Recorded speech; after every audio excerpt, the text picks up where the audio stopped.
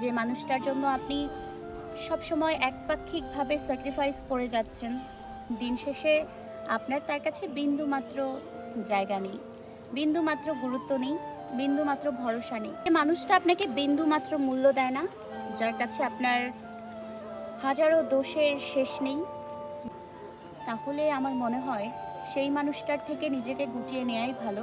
যে মানুষটা আপনার মূল্য বোঝে না, আপনাকে অবহেলা করে, দিনের পর দিন মানসিক টর্চার করে, এরকম মানুষের সাথে থাকার থেকে একা থাকাই ভালো।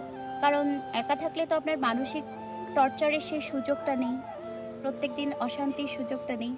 আর আপনি যদি সেই মানুষটার সাথে থাকেন, তাহলে দিনের পর দিন আপনাকে একটা সময় টর্চার করতে করতে আপনাকে ছেড়ে এসে অন্য কাউকে বেছে নেবে। তাই সময় থাকতেই নিজেকে সময় দিন, নিজেকে গুটিয়ে নিন এরকম মানুষদের থেকে।